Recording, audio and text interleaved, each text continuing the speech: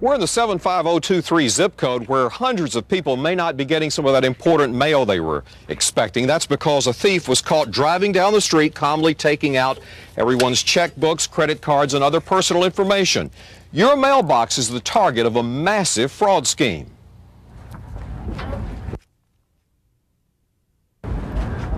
You're watching a check fraud ring break into mailboxes at a Fort Worth apartment house. They stole checks and anything else that would help them take over the identity of residents at more than 200 apartment complexes across North Texas. A hidden camera planted by postal inspectors caught the gang brazenly robbing the same Dallas apartment mailroom twice in 2 months. They were sent to prison for cashing thousands of dollars in stolen checks. The check fraud is the new crime wave sweeping North Texas. No one holds a gun to your head, no one beats you up, but you're damaged. It takes you years to recover from this type of a crime.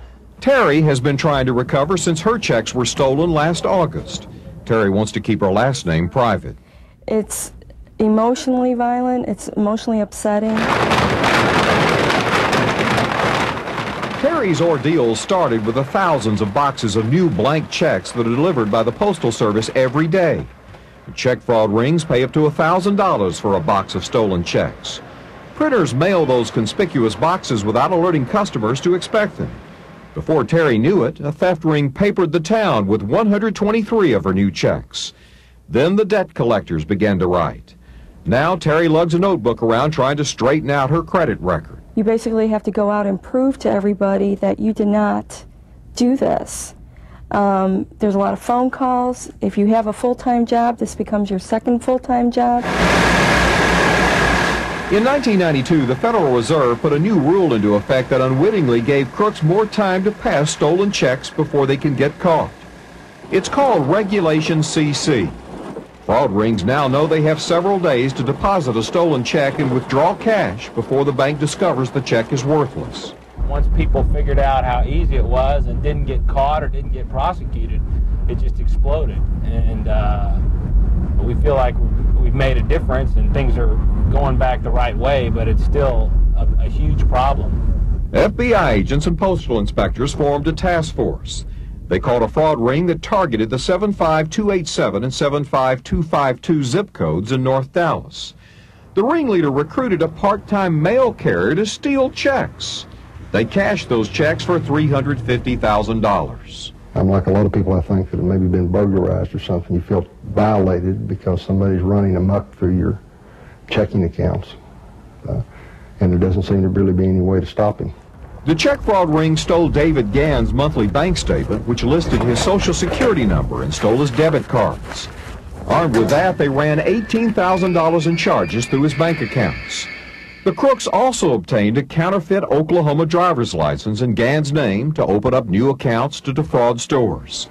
Gann is still trying to straighten out his credit record. Once they had created the false identification, they were applying for credit as far away as California. They tried to buy a car out in California. In Northeast Dallas, News 8 staff members returned to the store where the crooks obtained that counterfeit license a year ago. In Oklahoma and Mississippi, that's 75. That includes tax and everything. But Oklahoma is probably my best seller. It looks the closest. They sold us another counterfeit license, even suggested a city and looked up its zip code. Step over here and let me get your picture. All right. On three. Here we go. 1, 2, and 3. Okay. Okay, the last name is Gann, G-A-N? Yeah. And the first name is David, right? Yes. All right. Obviously, this is not David Gann, but with this counterfeit driver's license, we could cash his stolen checks or drive away with a truckload of furniture on easy credit, just as the crooks did. Our News 8 staffers bought a total of 4 counterfeit driver's licenses during that visit. As you can see, here's one from Mississippi. This is bought in the name of a postal inspector. Here's one in Oklahoma, bought in the name of an FBI agent. This is James Marsh, a member of our staff. And this is my favorite right here from Mississippi. Ben Click, the Dallas police chief. This is Ignacio Garcia, one of our staff members. Now, these are legal because of a loophole in the fine print on the back, which you need a magnifying glass to read. It says that it is a novelty. But the clerk at that store, it really concerned me. She told our staff members that, you know, you can get through airport security on a plane with one of these. John? Well, Robert, how can a person then protect their mail? Well, we've talked to a number of victims and the postal inspectors, and they gave a list of some highlights here. First, don't put personal information on your checks, such as driver's license number, and use only the initial of your first name. Shred old checks and records containing any type of personal information. Have the printer send your new checks to your branch bank to pick up in person, and promptly pick up your mail. Don't put outgoing letters in your mailbox. Also, we're going to have more tips at WFA.com that you can check in on. Also, for the people out here in the zip code that are alarmed about their mail, they can check in with the Postal Service. They'll be notifying them about stolen mail. And tomorrow night, I'll take you inside the workings of one of these gangs. John, Gloria. All right, fascinating, Robert. News 8 investigates check fraud with reporter Robert Riggs, who joins us now live with more. Robert? Gloria, these are the new tools of check counterfeiters: a computer, a scanner, and a laser printer. It starts with a stolen check. Your checkbook out on the street is worth about $800 to fences. They really want to try to get their hands on checks like this, which is a corporate check. This is one for $665 that I received for travel. They place it in, scan it. A few minutes, they capture the image of the check, and we're not going to tell you the other things they do, but in about a minute and a half now, we've got a check here for $66,000. You can see how easy it is, and that's why North Texas has become the target of massive check fraud, and the crooks are even commuting in from as far away as Minnesota and California to pull their scams.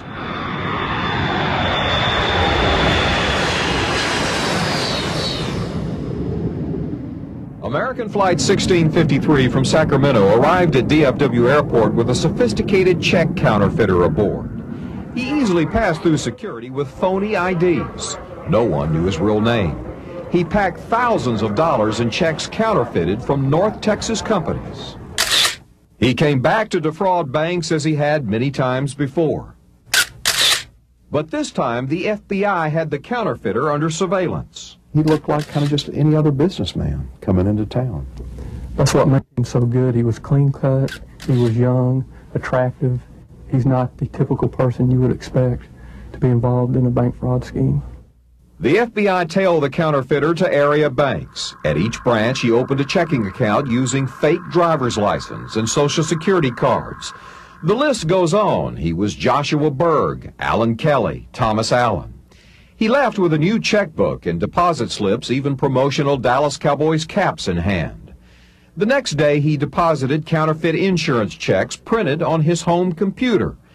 Afterwards, he openly celebrated in the bank parking lot. When he returned to make a withdrawal, the FBI arrested 33-year-old Sean Balasaria, thumbing a wad of cash. Balasaria passed $500,000 worth of bogus checks before he was caught.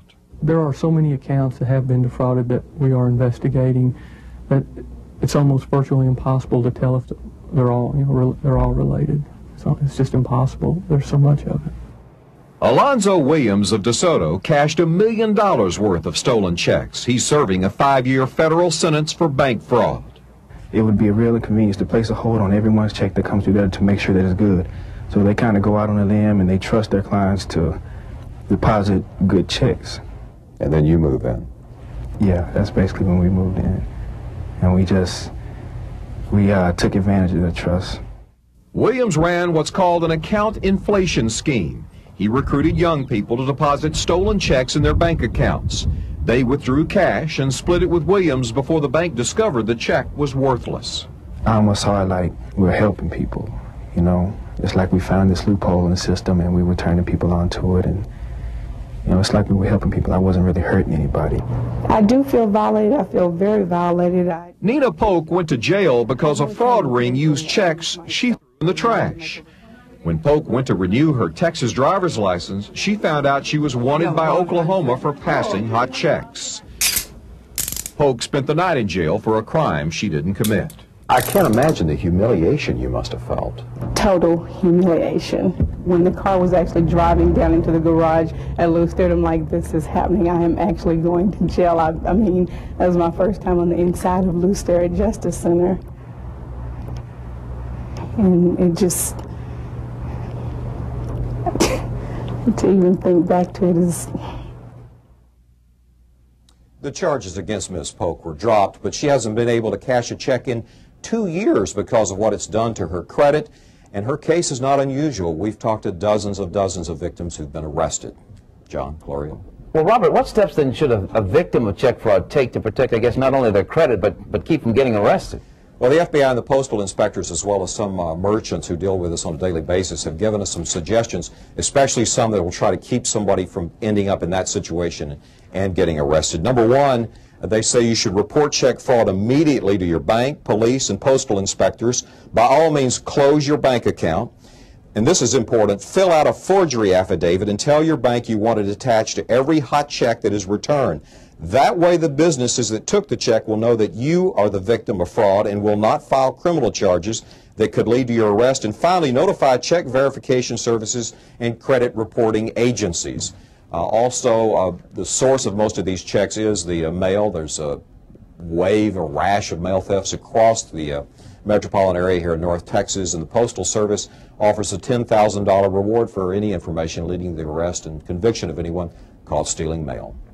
We'll be doing more on this in the coming weeks. All right. Thank you very much, Robert. And we have listed those tips that Robert mentioned on our website at wfaa.com/investigates. Thank you very much for having me. Check fraud almost cost Ron Neastel his lawnmower dealership. Thieves took his Duncanville store for a pair of riding mowers. Come by and said they'd made the decision to buy these, so it seemed awful legitimate. Oh, they're doing some comparison shopping. You bet. Yeah, they did. They were pros.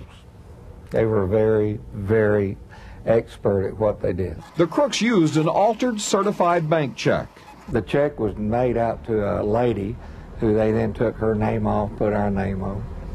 And the check was made out for $10, and they falsified it to $10,000.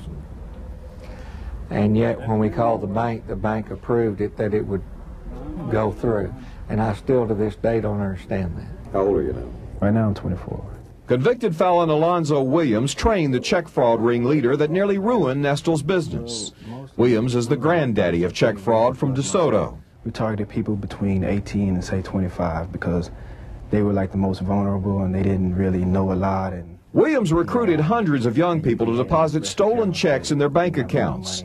They withdrew cash and split it with Williams before the bank discovered the check was worthless. The worst thing that can happen to you, and this is what I would tell them, the worst thing that can happen to you is that they close your account.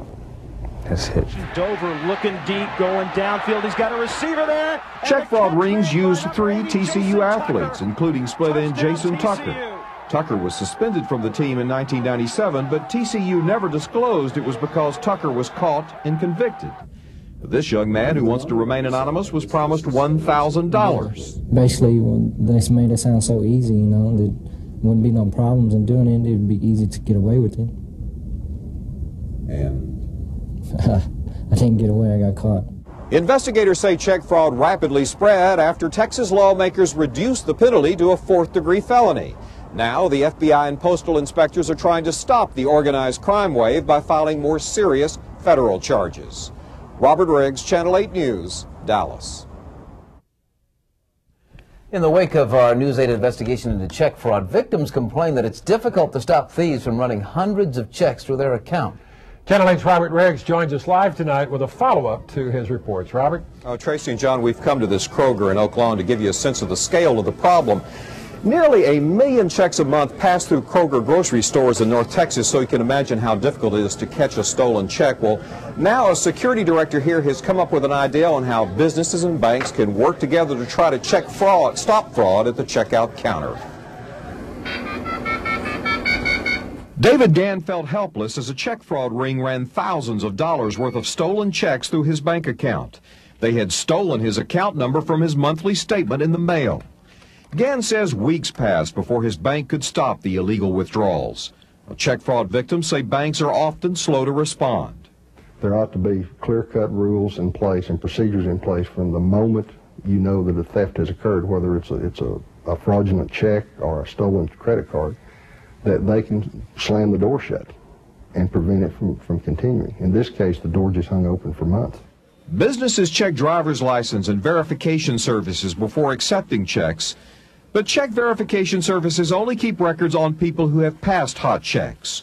Criminals have learned it's easy to get away with because there's no system that tracks stolen or counterfeit checks, account numbers, or counterfeit driver's license numbers. Sometimes they'll steal them and begin using the checks or license numbers within the hour. So it's very important that we get that information out to all the retailers and consumers as quickly as possible. The security director for Kroger proposes a stolen check data clearinghouse for North Texas. Kroger loses $2 million a year to check fraud. A computer database could help businesses from being hit by dozens of stolen checks written on the same account, or alert stores about counterfeit money orders or checks that have already been cashed elsewhere. In Houston, Kroger is testing a new system that scans thumbprints to verify the identity of a person writing a check on the spot. Hi, can I cash this check, please? Sure. Can I see your driver's license? I need to get your thumbprint signature on the check. Okay. Some North Texas banks now require non-account holders to give a thumbprint before cashing a check. However, the thumbprint is only collected to help prove who cashed the check if it later turns out to be stolen. And who pays for all of this fraud? Well, we do, in higher banking fees and prices. The clearinghouse proposal will be presented to the Dallas Crime Commission on Wednesday. John, Tracy. Sounds like an interesting idea. Thanks a lot, Robert. This is the News 8 Update. So now it's fairly simple for me to become you and go buy cars in your name, furniture in your name, get loans in your name, bank accounts in your name. Your identity is now the hottest stolen commodity among criminals. Good evening. Thank you very much for joining us tonight. News 8 investigates the rapidly spreading problem of identity theft. Armed with personal information, thieves are leaving the credit records of their victims in ruins. Identity theft has become a $745 million problem that claims more than 500,000 victims across the nation. Tonight, an inside look at how it's done, as News 8's Robert Riggs investigates. What was it like when they slammed that jail door behind you? Oh my God! I think that was the scary, that and putting handcuffs on me. It was so frightening because it was so loud. Pamela Talley is a victim of the new crime of the millennium. Thieves stole Talley's identity from a new box of checks sent to the wrong address. With the account number and driver's license numbers printed on her checks, thieves became Pamela Talley. Talley went to jail for the bad debts they ran up in her name. And the blame that's been put on me, and there's been a lot of embarrassment, a lot of stress, a lot of tears. Drains your bank account, you're through, you're bankrupt, you're out of business. Frank Abagnale was once known as the Great Imposter. Now he's an advisor to the FBI. Standard Register, one of the nation's largest providers of secure business documents, brought Abagnale to Dallas to warn executives. And they're going to have problems with people stealing people's identity and people taking on their names and charging credit to them because we make it so easy. I mean, what I did 30 years ago as a teenager is today 200 times easier than when I did it. The merging technology of personal computing, scanners, and the internet made it easier for criminals to become you. Abagnale shocked his audience by showing how 3 phone calls could easily obtain bank account numbers and key information on local companies. Abagnale demonstrated how counterfeiters use publicly available annual reports to get the signature of corporate officers. If we have something where they sign their name, a registration form, or something where they put their signature on it, we can scan their signature, store that into the computer. Then we move it over to a template of a check, and then we just start to create that check. What was supposed to be a new tool for society to improve itself, the internet, exchange of information and ideas, has been turned to an evil purpose. Fraud prosecutor Brian Flood says the number of identity theft cases has exploded in Dallas County. Flood says the dumbest of crooks can get personal information off the web to commit insurance fraud in someone else's name. Thieves bought this wrecked red Toyota from a salvage yard, took out collision policies from numerous insurance companies, then collected on claims for accidents that never happened. One woman's name was used for 41 accidents reported at Yale and Central Expressway. Different insurance adjusters unwittingly photographed the same damaged vehicles over and over. Criminals get away with it because Texas law prohibits insurance companies from sharing information about policyholders. Identity theft itself is not a crime in Texas. Most police agencies are still trying to learn how to investigate cases. For now, the best protection is to guard your personal data as if it were precious jewels. Robert Riggs, Channel 8 News. A new federal law makes identity theft a felony, and the state lawmaker has introduced legislation that would permit insurance companies to share information in fraud investigations. It kind of does feel like an invasion of privacy. A fraud ring stole Sam Combs' identity and cleaned $35,000 out of his savings account. The thieves ordered checks in Combs' name from mail-order ads that commonly appear in magazines. Combs says they stole his bank account number from confidential records inside his bank. You get the feeling, well, if I put my money into the bank, then it's something I don't have to worry about. I don't have to, think about and ponder about, but that's not the case. As I was saying, I mean, it kind of just erodes your whole the system and the security of the institution. They got my account number, they got my social security number, and my driver's license number. Cindy Hopkins also suspects thieves took over her identity using personal information taken directly from records inside her bank. A female imposter obtained temporary checks and stole $2,400 using Hopkins' account, social security, and driver's license numbers. The bank cashed one check for more than $800 in Hopkins' name, even though the thief didn't write in the amount. Hopkins learned the thief also applied for credit at a jewelry store chain using her personal identification numbers, recorded only at her bank. Somebody's going around acting like they're you. Then you start thinking, well, do they know where I live? Would they come and burglarize the house? I mean, how much more do they know about me? What else would they do in my name? The value of a Social Security number or an individual's personal identity is equivalent to the value of their personal wealth. Taz Bailey is a retired FBI agent and the Director of Security for Nations Bank. Bailey says fraud rings actively recruit employees of financial institutions to sell personal information. Cindy Hopkins and other identity theft victims worry that if personal information can't be guarded behind the vaulted doors of banks, where is it safe? Robert Riggs, Channel 8 News, Tarrant County. News 8 Investigates has learned that a check fraud ring infiltrated the nation's biggest supplier of checks, located in Dallas. Thousands of duplicates of checks appear to have been stolen from Deluxe Check Printers' regional plant. Channel 8's Robert Riggs tonight reports customers were never warned that thieves had exact copies of their checks. Deluxe Check Printers mails out tons of boxes of new checks to its customers every day. News 8's Investigates has uncovered that a fraud ring stole thousands of duplicate checks before they ever left the printer. The theft occurred here in Dallas at Deluxe Check Printers' regional plant. Investigators say 4 employees were recruited to steal proof sheets of customers' checks. Law enforcement sources say there was lax security inside the plant, that proof sheets were left in piles and littered the floor. Jim Elliott says his service station business in North Dallas was a victim of the theft. Elliott says Deluxe Check Printers never warned him that copies of his checks had been stolen. I was actually shocked that it was actually an inside job. That was the last place that I thought it was going to occur, a theft of my checks. In March 1998, 2 months after the Deluxe Check Printers discovered the theft ring, this numerical duplicate of Elliott's check showed up at his bank. A woman tried to cash the duplicate check to take more than $2,000 out of Elliott's business bank account. How did you get this check? Dallas police arrested 24-year-old Kara Johnson for forgery in the case. The convicted shoplifter has now agreed to plead guilty.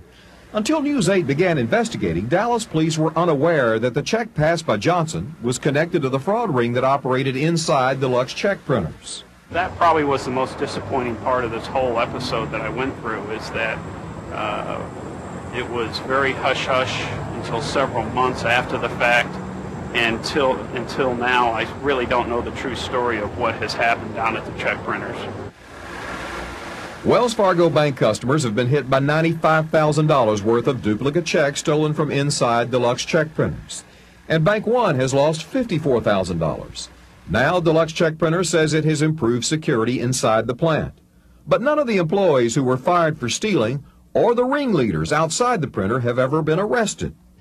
Deluxe Check Printer says it hired a private investigator who presented the case to Dallas police on a silver platter. The company says it has pushed Dallas police and the FBI to make the case a priority. Investigators counter that Deluxe Printers has not been very helpful. Meanwhile, there may be hundreds of check fraud victims left wondering how thieves got duplicates of their checks. Robert Riggs, Channel 8 News, Dallas. This 65-year-old accordion player polka danced his way into center ring of the nation's first federal identity theft case. For the past 6 years, West Texans knew him as Jerry Pakal. Folks came from miles around to jam sessions at his Red Top bait shop on a small fishing lake outside Breckenridge. Now they've learned that the polka performer once featured for kicking up his heels is not Jerry Pakal. He's really Jerome Griesmer. The FBI has arrested him for using an identity stolen 35 years ago. I had no idea. I mean, it hit me, just out of the blue. It just, it shocked me. The federal charges accuse Jerome Griesmer, a.k.a. Jerry Pakal, of stealing the identity of Richard Paschal, who lives outside Buffalo, New York. The last names are spelled the same, but each pronounce it differently. Before going overseas in the military, a pickpocket stole the real Paschal's wallet at a county fair. That was 1964. His life has been a financial nightmare ever since. So I couldn't even co-sign for a car loan for my son's first car. The U.S. Attorney in Dallas charges that Jerome Griesmer used Paschal's identity to run up years of bad debts, dodge taxes, commit crimes, and file bankruptcy. They can basically take a hard-working person like our victim here and basically make him appear on paper as if he's a deadbeat and destroy his life. A few years ago, Jerry and Betty Pakal moved to West Texas. They claimed they wanted to be near their oil wells. The couple bought a bait shop and let the good times roll. Me personally, I like to kick my heels, give it all I got, and enjoy it. Then I have more fun than the people. In 1993, Pakal also claimed to be a famous polka musician named Little Wally, who appeared on Lawrence Welk's TV show. So he didn't tell you his true identity? No. How long y'all been together? 12 years. Now, Griesmer's wife says she is furious but is standing by her man. He led me to believe that he was involved in the witness protection program. Griesmer apparently didn't tell his wife that the real Little Wally is a professional musician in Miami with 140 polka albums to his credit. The FBI says Griesmer was dishonorably discharged from the military for going AWOL during the Korean War, which might explain the motive for allegedly stealing another man's identity for 35 years. Robert Riggs, Channel 8 News, Dallas.